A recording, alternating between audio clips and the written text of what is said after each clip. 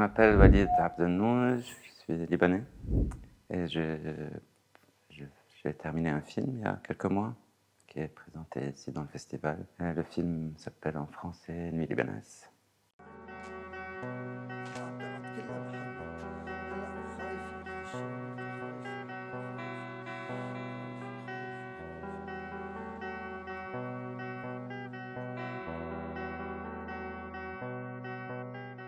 Ça parle du sujet de...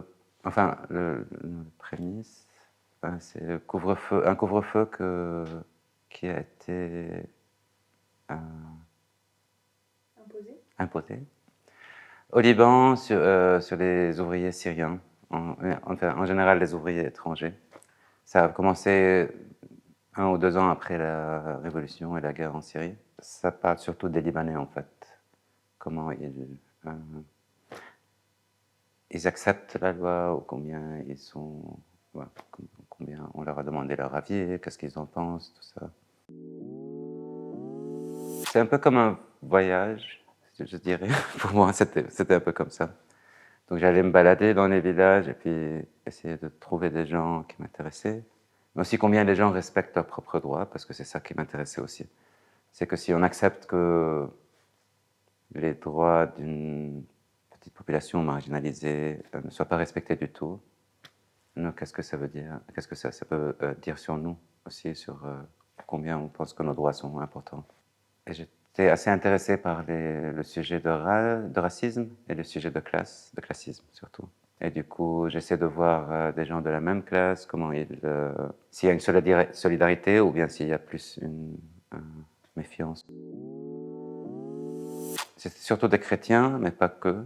J'avais au moins l'espoir de montrer comme ça un spectre de différentes façons d'être chrétien libanais aussi, et de penser. Donc il y a des gens dans le premier village qui viennent d'une tradition un peu plus de libération nationale, qui ont un discours un peu plus de gauche vieille, et d'autres gens qui sont plus des marchands un peu plus libéraux, tout ça, et puis les jeunes de classe ouvrière. Même les ouvriers syriens, ils internalisent comme ça le discours du pouvoir et le ressortent.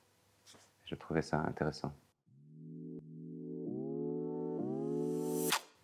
Quand tu vas parler aux gens, tu découvres que tout le monde veut vraiment parler parce que personne ne les écoute. En général, personne ne leur demande ce qu'ils pensent.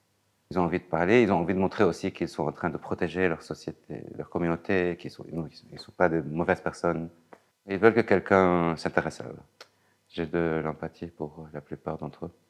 Je trouve qu'ils sont... du coup, je n'ai pas de haine pour ce qu'ils disent ou ce qu'ils font.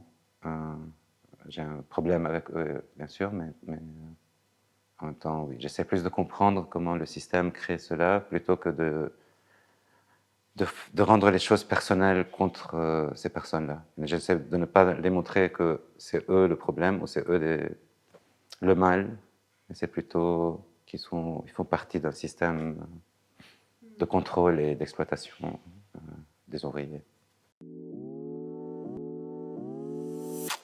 Alors déjà, c'était un peu difficile comme choix parce qu'il y a la guerre maintenant au Liban.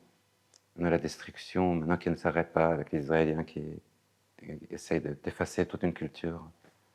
Et du coup, il y avait la question, est-ce que ça a du sens de parler encore de choses comme ça alors que le pays change tout le temps tellement?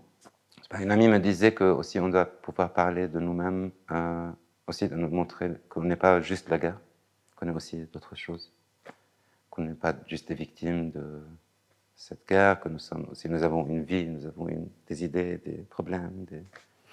J'aime beaucoup Jean Rouge.